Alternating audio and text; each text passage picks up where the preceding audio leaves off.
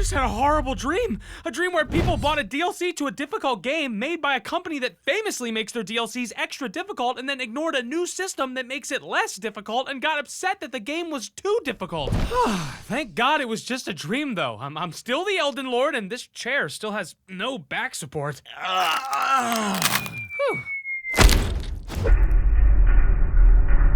Wait, it wasn't a dream?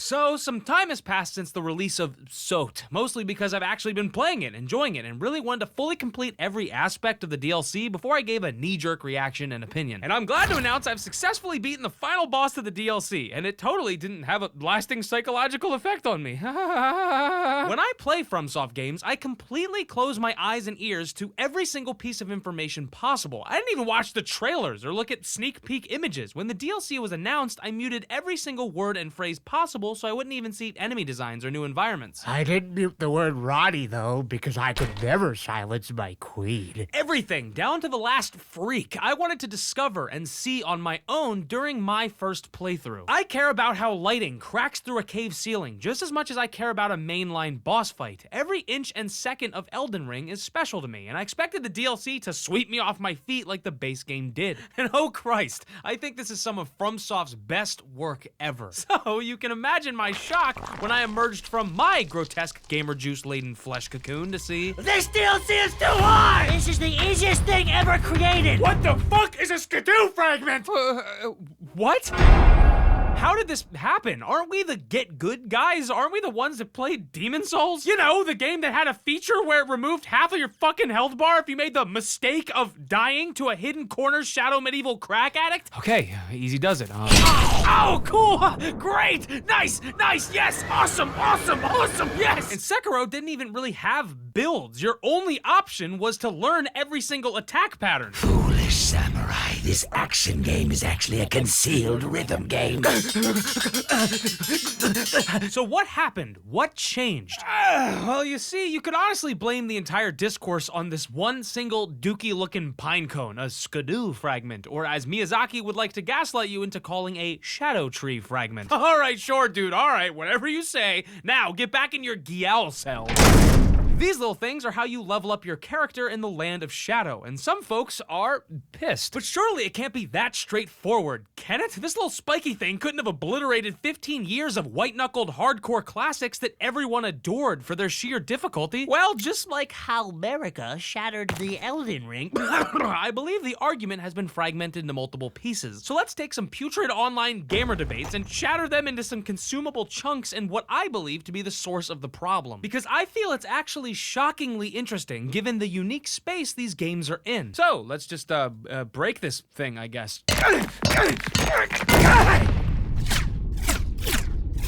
These are the great argument shards, and to wield the full might of a gamer's opinion, we must consume them. Oh, that was the wrong one! There are people in your walls trying to steal your data. Oh my god, no! My photos of Rodney! This video is sponsored by NordVPN. You know him, you love him, chances are you probably use him at this point, and if you don't, what's wrong with you, bozo? NordVPN is a virtual private network that keeps you and your beloved computer safe from cyber ne'er-do-wells that mean to do you harm by tracking you, gathering your data, and stealing your stuff. VPNs aren't a secret weapon anymore, they're kinda necessary if you want to get the full potential from your internet usage. And NordVPN offers an extensive range of security weapons to safeguard users and their devices. You've got password protection, public Wi-Fi encryption, hidden IPs, malware destruction, and a complete safeguard against ads and files built by digital cybermancers to steal your juicy ass pics. What? If you want to be safe, browse stuff that you otherwise would be blocked from seeing, then NordVPN is a wonderful answer. Get an exclusive NordVPN deal and 4 months extra when you check out NordVPN.com/CircleToons, dude. All right, back to it. Now, as any Dark Blood Sekiro Ring Souls player will tell you, Elden Ring is FromSoft's easiest game, by like magnitudes. Almost every build is viable and has room for cheese. Summons and horse combat can belittle enemy encounters. The open world really invites you to overlevel and over-equip. Crafting allows you to always have that specific status effect you need, and there are checkpoints everywhere, including special ones at boss doors. Ah, kids these days would never survive a Dark Souls run back.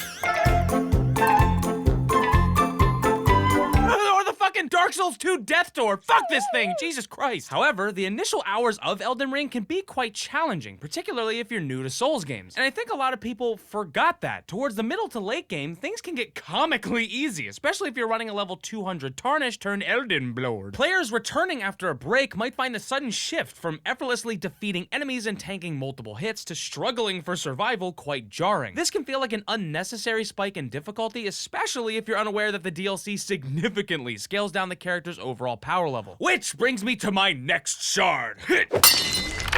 So it doesn't matter if your character was level 713 and killed every god under the piss tree. In the Land of Shadow, He's a little fucking bitch. the DLC crunches your level down to prevent players from easily overpowering the content. This approach actually enhances the experience because the satisfaction for most players comes from the challenge of defeating a boss after multiple attempts. I don't think anyone would like a $40 DLC from FromSoft filled with bosses that your late game build would just nuke in one hit. So what, is my character just screwed now? Can I offer you a nice pine cone in this trying time? Skidoo tree fragments are the way you counteract this nerfing effect. The more you get, the stronger you are here. It's that simple. You'll find them everywhere, in dungeons, caves, fields, and even the stomachs of giant hippos. So the idea is that the more you organically explore, the stronger you'll organically get. Ow! Elden Ring, from base to DLC, gives you every resource and playstyle to make the game as hard or as easy as you want, but you have to learn them and use them.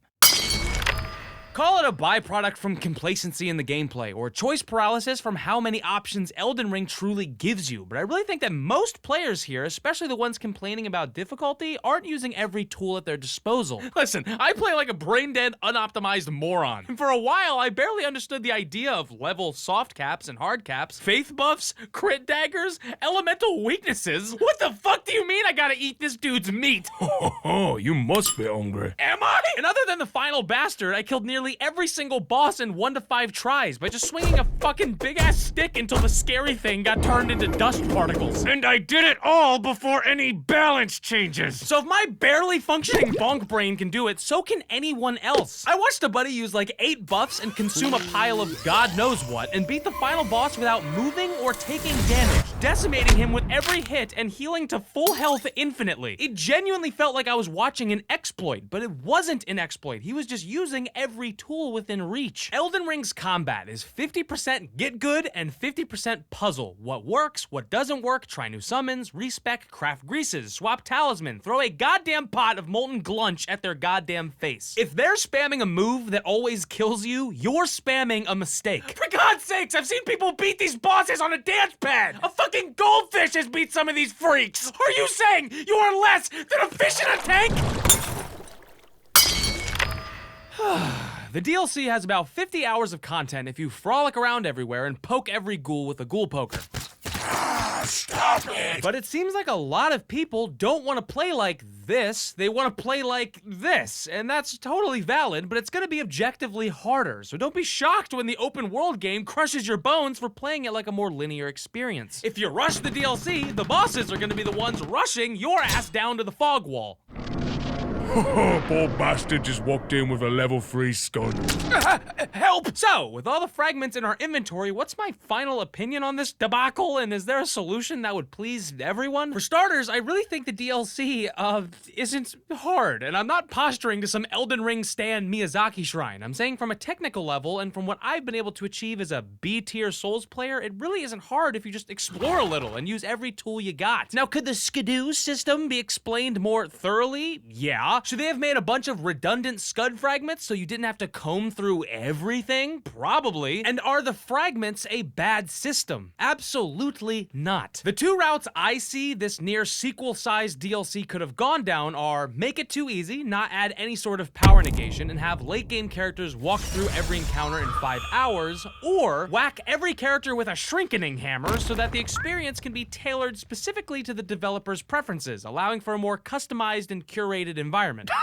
Which way, Miyazaki? The ghoul cave or the poison swamp? No, stop. Why are you so excited? Stop. Obviously, they went with the latter, and I think it was the right decision. And let's be honest, Elden Ring is FromSoft's first game that kinda left their core audience, and historically, their main vocal fans have been those who relish extreme challenges. But when a game sells 25 million copies, shit can get weird and really fucking loud. Miyazaki, in a recent interview with The Guardian, stated, quote, "In preparation for Shadow of the Erdtree, I played through the main story of Elden Ring, and I wanted to preface this by saying I absolutely suck at video games, so my approach or playstyle was to use everything I have at my disposal, all the assistance, every scrap of aid that the game offers, and also all the knowledge that I have as the architect of the game. The freedom and open world nature of Elden Ring perhaps lowered the barrier to entry, and I might be the one who's benefiting the most from that as a player more than anyone else." So collect the fucking pine cones, eat the fucking glunch, kill the fucking bosses!